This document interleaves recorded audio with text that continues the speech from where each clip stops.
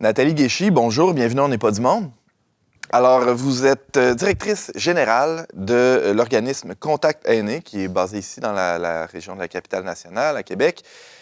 Qu'est-ce que ça fait? C'est quoi la mission de Contact Aînés en deux mots?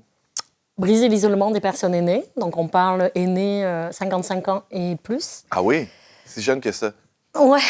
Ben, la FADOC fait 50 ans. Oui, oui. Ah oui? Donc, oui. C'est ça le seuil, la barre pour faire partie de... Ben, j'ai envie de te dire, si on prend en compte, par exemple, les personnes avec des trajectoires d'aide sociale qui vont se retrouver dans des parcours compliqués, la vie n'est pas simple, la vie magane. Il y a des vieillissements prématurés. Voilà. Donc, effectivement, moi, avant Contact Aînés, j'ai pu rencontrer du monde, effectivement, plus précocement vieillards et vieux parce que la vie les a abîmés. Et effectivement, tu as quelqu'un, peut-être, moi, je me souviens, j'avais quelqu'un de 44 ans. Et à l'époque, on devait avoir 2 ans d'écart. Mais je te jure qu'on aurait cru que c'était 15 ans, quoi. Et on a fait le saut tous les deux quand on a su, tu sais, nos âges. Donc, c'est pour ça aussi qu'il faut avoir cette ouverture-là. Ouais. On a un collègue comme ça, nous autres aussi. Hein? Un jeune vieux? Oui, c'est ça, on ne le nommera pas. Ouais. Puis, il y avait la fameuse... Je cherchais de qui tu parlais. C'est bon, ça vient... Mais... Oui, Nathalie. Il y a eu Liberté 55 aussi au Québec. Donc, à partir de là, c'est là où c'était l'âge de la retraite officielle, quoi. Enfin, pas officielle, mais il y a eu tout un mouvement. Possible, en tout cas. Oui, ouais. voilà. Les gens que Monique a vécu. Les gens se sont affranchis, effectivement, et on a l'exemple de Monique qui a pu prendre sa retraite à 55 ans. Donc, on était dans ce mouvement-là. En fait, c'est pour ça que ça s'explique.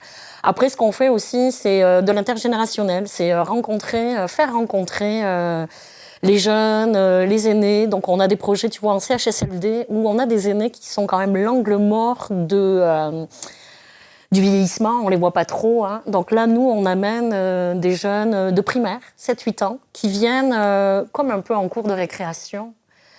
On a l'impression qu'ils font l'école buissonnière. Enfin, eux, ils ont l'impression, parce qu'ils arrivent, c'est pour jouer, s'amuser. Puis c'est vrai que ça crée... on est dans une autre dimension. Tu sais, le CHSLD sort de son côté médical, de son côté aussi où les aînés sont entre eux. Ça va pas bien quand tu es en CHSLD. Et nous, là, on arrive avec une dynamique, une fougue des jeunes.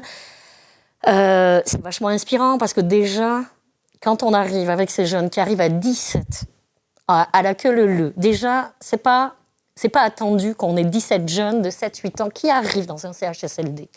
Par contre, effectivement, tu vois une vingtaine d'aînés qui sont dans des fauteuils roulants ou dans des situations, des fois, où il n'y a plus la possibilité de s'exprimer. Mm-hmm.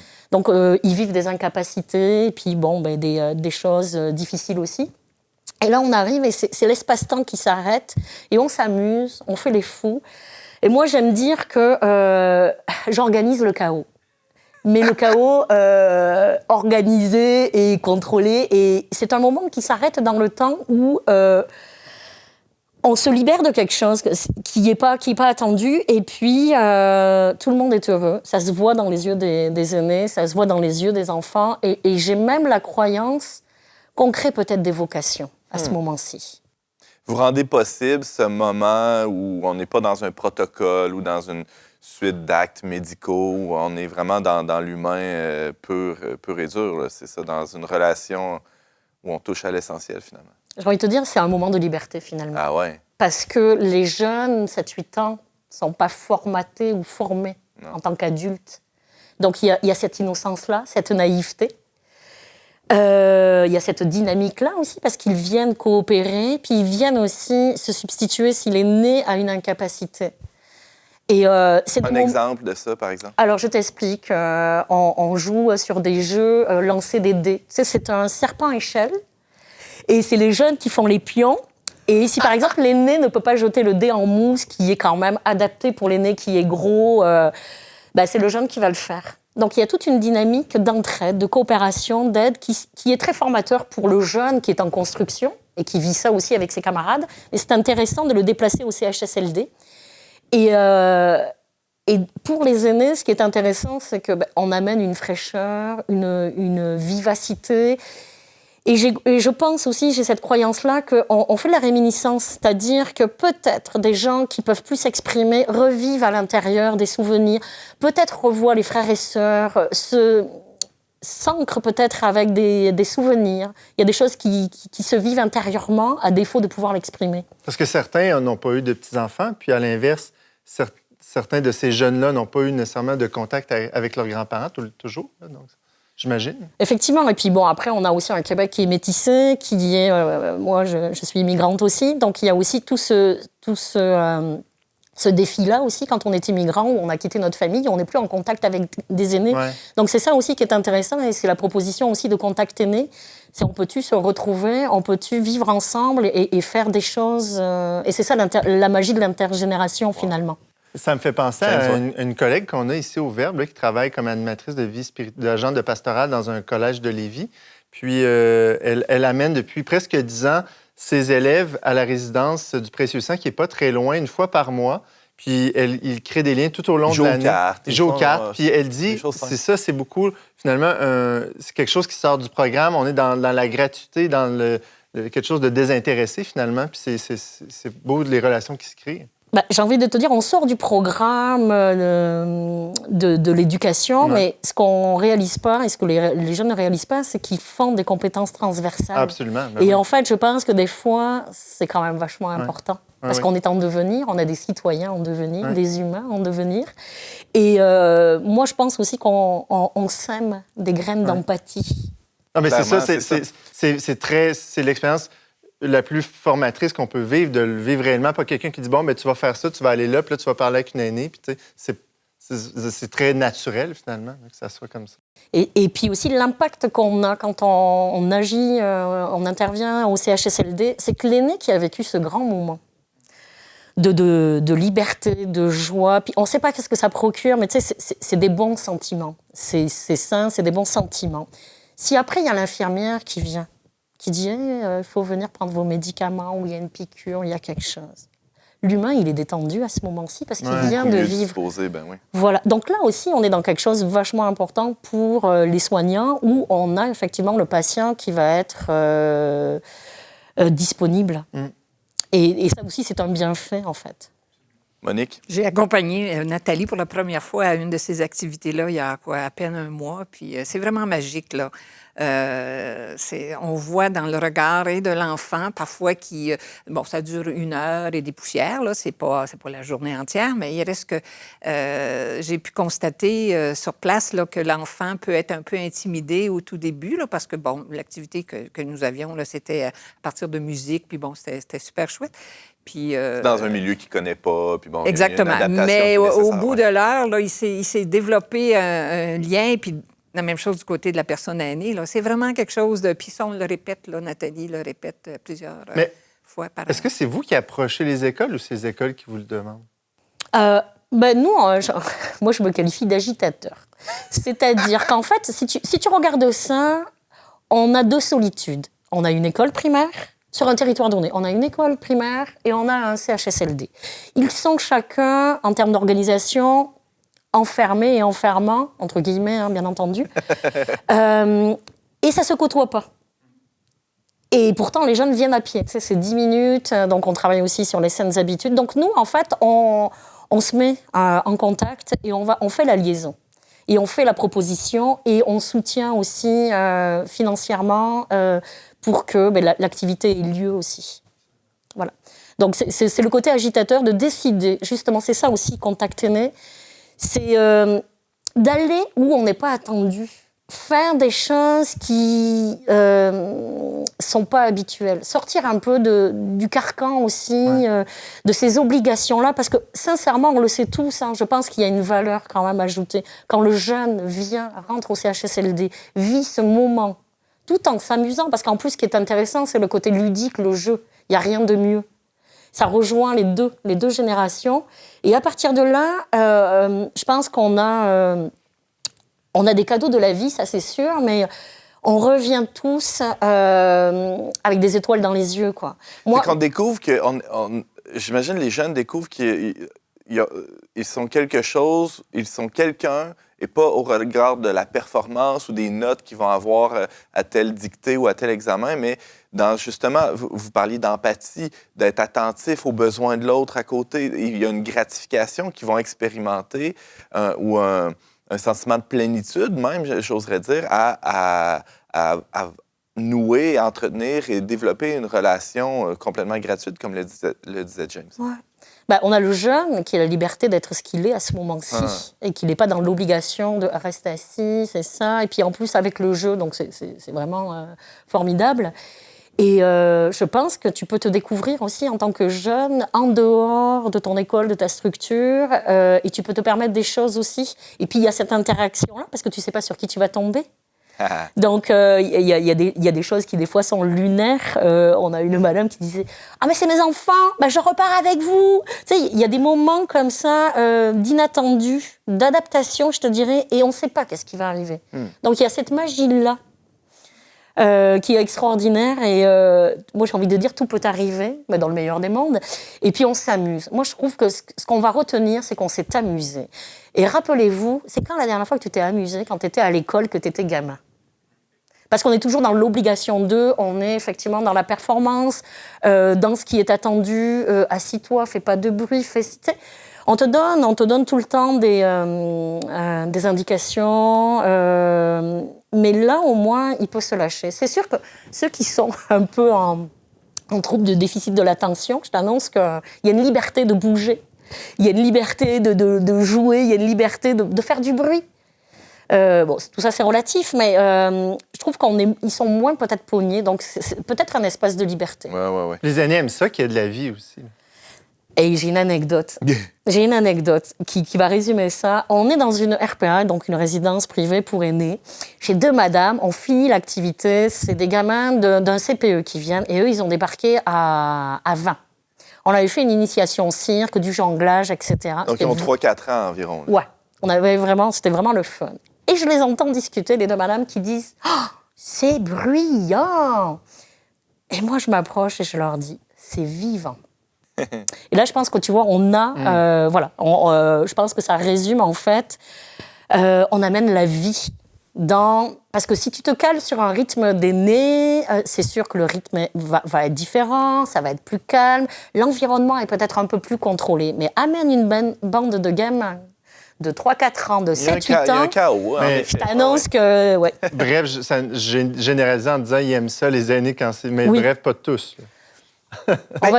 Moi, je vais te dire, allez, peut-être il y a 1%. OK. C'est intéressant ce que James amène parce que, bon, là, c'est magnifique ce que vous racontez là. C'est une belle expérience, c'est très beau.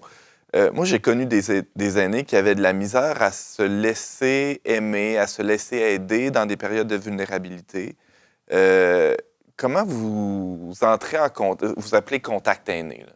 C'est pas vrai qu'ils sont tous disposés, disponibles et prêts à vivre ce contact-là. Il y a des aînés, il y a un isolement des aînés qui parfois est volontaire ou plus ou moins volontaire et des fois non volontaire du tout. Vous voyez là où je veux en venir? J'ai envie de te dire, Antoine, on va définir qu'est-ce que c'est l'isolement social pour qu'on ait tous à peu près qu'on comprenne. Parce qu'effectivement, tu as des aînés qui vont se mettre en retrait. Donc, si je me mets en retrait, même nous, donc je m'isole. Mais je m'isole, c'est volontaire. Je choisis, on est assis dans des beaux fauteuils, je choisis, tu sais, de prendre un livre, de me mettre en retrait, mais je choisis. L'isolement social, en fait, c'est qu'à un moment donné dans ta vie, et c'est sûr que, on va dire, quand tu es aîné, c'est là où tu vis plus de deuil, de rupture, tu t'arrêtes ta vie professionnelle. Donc déjà, tu n'es plus dans un agenda, tu n'as plus de collègues, donc tu as une vie à réinventer. Donc, il peut y avoir le bénévolat qui peut aussi te satisfaire et remplir ton quotidien. Mais ce qu'on se rend compte, c'est qu'au fur et à mesure, on perd les amis, on a des décès, forcément, ça s'appelle la vie aussi. Et tranquillement, pas vite, le temps fait son œuvre et tu te retrouves en isolement. On voit aussi, tu sais, les jeunes générations, puis moi je suis aussi l'exemple. Moi j'ai quitté mon pays de naissance, on est dans ce changement aussi de famille où tout le monde peut vivre où il veut. Donc les familles mobilité, aussi, ouais, donc les familles se retrouvent un peu éclatées, ce que nous expliquait aussi Monique. Donc petit à petit, voilà, tu te retrouves comme ça. Donc c'est sûr que si tu es un aîné ou un humain, que tu n'es pas fort sur les relations sociales, bah, tu vas te retrouver... Il y a un isolement qui n'est pas choisi. Voilà, ça va être subi. Après, tu vas regarder aussi, nous, comment on détermine l'isolement social, c'est la qualité de tes interactions sociales. Exemple, Antoine, si je te dis, exemple, la semaine dernière ou cette semaine, t'as parlé à qui? C'est quoi tes contacts avec une personne? Alors, si tu commences à me dire, ma voisine est le facteur, on s'entend que là, en termes de qualité d'interaction, c'est pas fort, quoi. Maintenant, si tu me dis, j'ai ma petite fille, mon fils, là, on sent qu'effectivement, c'est différent, c'est plus profond, c'est ancré, ou des amis, etc. Donc, c'est ça aussi l'isolement, c'est que des fois, tu te rends pas compte que tu es isolé, parce que tu as quand même des connexions sociales, mais elles sont pas forcément de qualité. Ça peut être superficiel, et puis une petite voisine de 10 minutes, et puis voilà, quoi. Et comment vous faites pour entrer en contact avec ces gens-là qui vivent de l'isolement, et j'oserais même dire de l'essolement parfois, là? Ouais, puis on peut aller à l'exclusion peut-être. Ah oui. On peut aller avec le mot fort qui est l'exclusion sociale, c'est-à-dire que là, tu n'es plus du tout dans l'échiquier de la vie sociale, puis on peut parler de vie politique, etc. aussi, quoi. Donc tu n'es plus dans la société. Parce qu'en CHSLD, il y a un groupe, il y a une prise en charge, mais il y a des gens qui vivent seuls dans leur appartement, dans leur 3,5 demi-sous-sol. La fameuse, tu sais, le fameux rêve de la résidence privée pour aînés où c'est du tout inclus, là. Tu sais, t'as pas ton bracelet, mais t'as tout. T'as ton restaurant, C'est Punta Cana. Voilà. Mais à Québec, le Bourgneuf, quoi. Ouais. Ou au centre-ville de Québec. Avec la piscine, la plage. Bon. Ça, c'est pas ça souvent, là. On voit des beaux projets, puis c'est correct, puis ça correspond pour certains sûrement, mais ce qu'on se rend compte aussi au final, c'est pas parce que t'es dans du collectif que t'es pas seul. Et souvent, tu te retrouves aussi, tu vas t'acheter un plaisir, un désir, une envie, puis finalement, tu n'as pas réglé ton problème d'isolement social, quoi. Nous, comment on fait? Déjà, on est un organisme à but non lucratif, donc on a aussi des références. Tu sais, le réseau de la santé et des services sociaux, le réseau public, nous fait pas mal de références. Okay. On a aussi des partenaires. Il existe aussi au niveau des aînés des travailleurs de milieu, des ITMAV, qui sont là justement c'est un peu des travailleurs de rue, tu sais, pour les jeunes. Là, c'est des travailleurs qui sont dans le milieu, c'est des intervenants sociaux qui vont justement à la recherche de personnes aînées isolées. Dans les mailles, par exemple. Dans les parcs, tout est possible. Au McDo, tu vois tu peux voir des... Tu te poses la question, ils sont où les aînés? Tu peux faire une collaboration aussi avec les pharmaciens qui sont en première ligne, les cliniques médicales. Enfin, ça manque pas d'idées, quoi. Ouais. Et l'idée, c'est de savoir où est la personne isolée. Donc, nous, on bénéficie de références. Ou sinon, par hasard, l'aîné est tombé sur notre organisme. Il y a le 211 aussi, où tu peux appeler, qui est un numéro qui référence les organismes communautaires. Mais nous, la question qu'on a, la première question qu'on va poser, c'est quoi le besoin? C'est quoi qui est important pour toi? C'est quoi qui se passe dans ta vie? Et en fait, on va faire preuve d'écoute, de non-jugement, c'est l'accueil inconditionnel. Et qu'est-ce qu'on peut faire pour toi? Et j'imagine que parfois, vous agissez à titre d'agent de liaison, vous pouvez référer ensuite à d'autres organismes ou à d'autres ressources plus adaptées. Si quelqu'un, par exemple, a besoin d'une thérapie ou par exemple, l'adresse de la FADOC ou je ne sais trop, vous pouvez faire ces références-là à votre tour. Je te dirais, nous, on a un service de référence et en fait, on a même des gens, alors frères, sœurs, enfants, petits-enfants qui nous appellent. Dire, voilà, ma grand-mère ou mes parents, et nous, on va prendre le temps, puis on va t'expliquer, parce qu'il y a toute une idée aussi il y a le jargon. C'est comment on parle. Tu sais, on a notre langue. Il y a Judith qui est étudiante en travail social. Dans ses études, effectivement, tu apprends des mots et tout ça. Et puis, la personne lambda, elle n'a pas ce vocabulaire-là. Donc, nous, en fait, on va lui dire, tu vas contacter, tu vas appeler pour ça. On va donner le bon mot, etc. Parce que tu es un peu perdu aussi. Toi aussi, tu es isolé avec ton aîné. Ouais. Tu sais pas... quoi faire. Donc, en fait, c'est ça, on essaye de répondre à leurs besoins et de comprendre le besoin. Puis aussi, ce qui est important, c'est de dissocier le besoin de l'intervenant, le besoin de l'enfant et le besoin de l'aîné. Souvent, tu vas m'entendre dire « moi, je travaille pour l'aîné. Qu'est-ce qu'il veut ?» On est dans le pouvoir d'agir. Exemple, j'ai eu une madame qui voulait vraiment la visite de courtoisie, c'est-à-dire qu'un bénévole vienne visiter sa mère. Mais au fur et à mesure, j'ai osé lui dire « je pense que ça répond à votre besoin et pas aux besoins de votre maman. Il faut aller jusque-là. » Et ça, nous, à Contact Aîné, on le fait parce qu'on est bienveillant et on travaille pour l'aîné.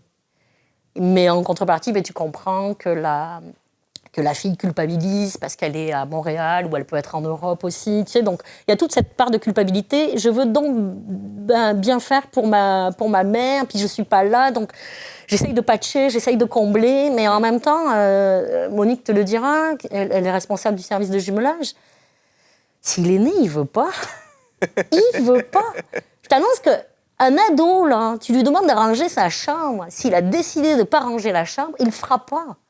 C'est comme ça. On a notre liberté, peu importe notre âge, ouais, c'est ça, on reste... Et puis à 80 ans, là, je pense que tu es rendu à savoir ce que tu veux. Une grande personne, hein, ce que tu veux plus. Et ça, on l'entend, moi, ce que j'aime à Contact Aîné, c'est qu'on a la liberté de ton, d'expression.